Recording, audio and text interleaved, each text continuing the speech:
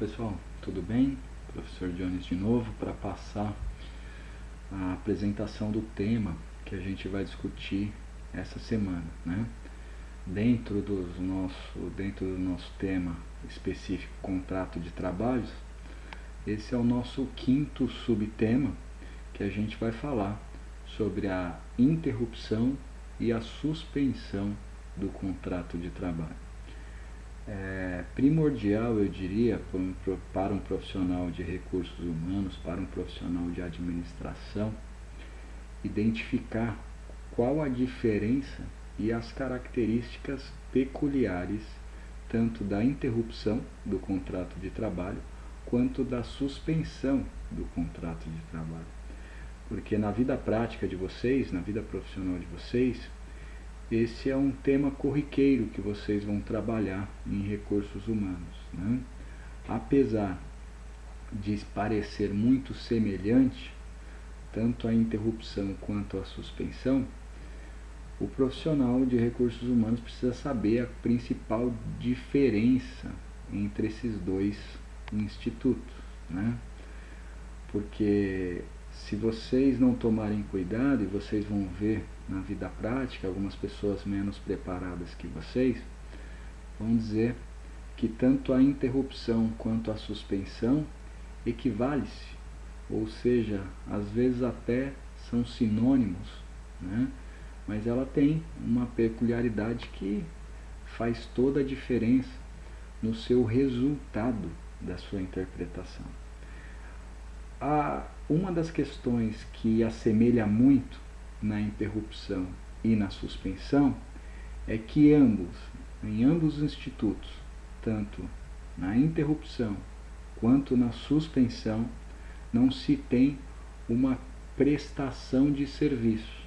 Então, a principal característica que a gente encontra nesses dois institutos é a não prestação de serviços por parte do trabalhador, por parte do nosso colaborador, tá? Então esse instituto de não prestação de serviço, ou seja, o colaborador não trabalha para a empresa, né, se vê nos dois institutos aí. Só que tem uma diferença gritante no resultado.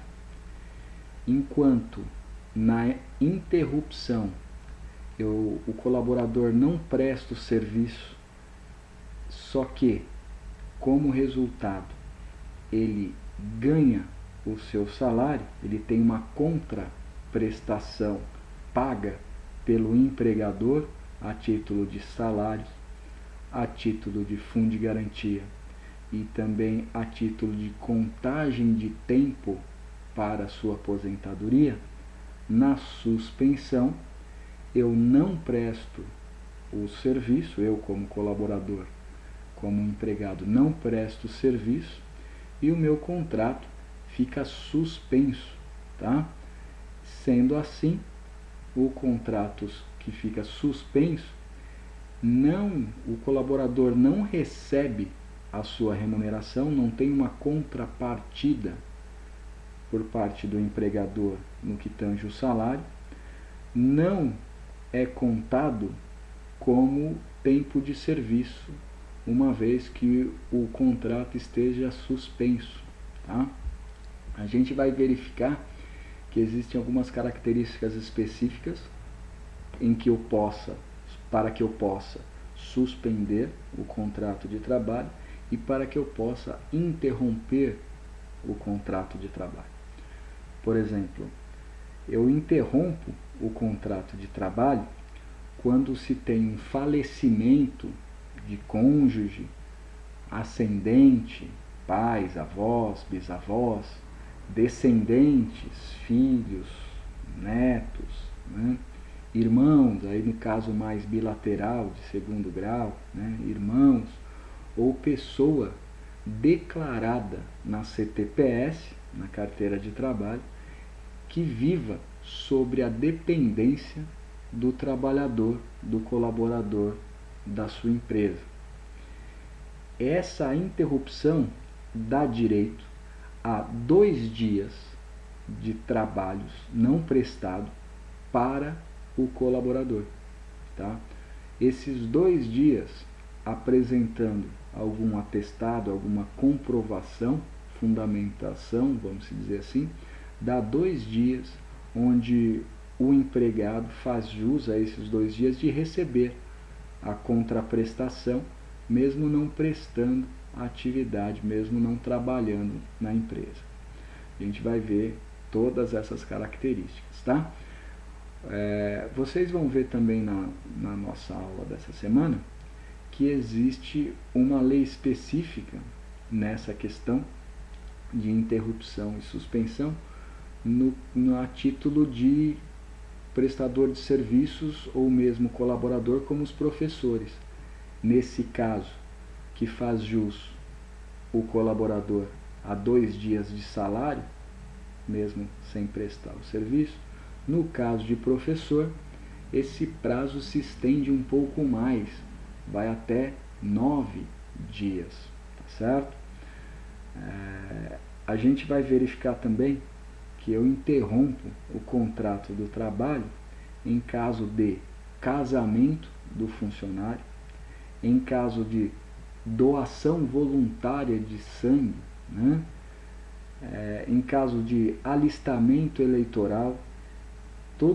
Todas essas características a gente vai verificar na interrupção. A gente vai falar sobre a quantidade de dias que que o trabalhador pode se ausentar do trabalho e continuar recebendo, tá certo?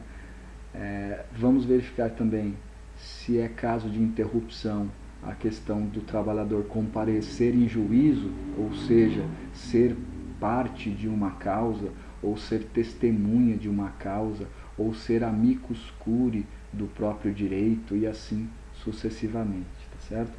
A gente vai verificar se é caso de interrupção, os acompanhamentos médicos, o acompanhamento de filhos menores, tá certo? E vai verificar até que idade isso se faz jus, tá? A gente vai verificar se é caso de suspensão ou interrupção a questão do nascimento de filho. A gente vai verificar a questão de férias, descanso semanal não remunerado, intervalo não remunerado. A gente vai trabalhar tudo isso com vocês, tá certo? Questão de suspensão do trabalho, do contrato de trabalho, a gente vai verificar a questão de suspensão por uma falta disciplinar do empregado, né, ou do colaborador, por greve, por exemplo. Será que a pessoa que faz greve, ela tem o seu contrato interrompido ou tem o seu contrato suspenso? Será que se eu ficar de greve, eu como colaborador, ficar de greve durante 30 dias, que é o período máximo que a nossa CLT prevê, antes de dar a dispensa por justa causa, será que se eu ficar de greve, desculpe-me, de greve durante 30 dias, eu tenho o meu contrato interrompido ou eu tenho o meu contrato suspenso? A gente vai verificar também se, caso eu tenha um acordo coletivo de trabalho ou uma convenção coletiva de trabalho estabelecendo essa greve, será que esse meu contrato de trabalho vai ser interrompido ou será que ele vai ser suspenso? E o que a gente vai falar sobre INSS? Será que eu tenho benefícios no INSS quando o meu contrato está interrompido, quando o meu contrato está suspenso, certo? Caso de acidente de trabalho, será que o meu contrato fica suspenso ou fica interrompido? Caso eu fique afastado mais de 15 dias do emprego, quem que vai pagar o meu salário? A gente sabe que nos primeiros 15 dias fica a cargo da empresa, inclusive recolhimento, né, de FGTS e todas as outras dívidas. Agora, a partir do 16º dia, aí quem paga é o próprio governo, é o próprio INSS, é o famoso que os colaboradores falam de entrei na caixa, né? E aí o colaborador vai buscar os seus direitos, vai buscar o seu saldo junto ao INSS, tá? Mas será que se o colaborador buscar o seu salário junto ao INSS, o empregador está dispensado de pagar o seu FGTS? E será que o empregador, se estiver afastado por motivo de doença, esse tempo que ele ficou afastado conta como tempo de serviço? Contando como tempo de serviço, será que esse empregador pode buscar aí uma aposentadoria, certo? A gente vai verificar tudo isso na nossa próxima aula, tá certo? Então eu aguardo vocês, espero que todos estejam bem, com saúde, e na próxima aula aqui ao vivo a gente vai discutir todos esses temas e já para nosso final do contrato de trabalho, tá certo? Um grande beijo para vocês, fiquem com Deus e aguardo vocês nessa semana.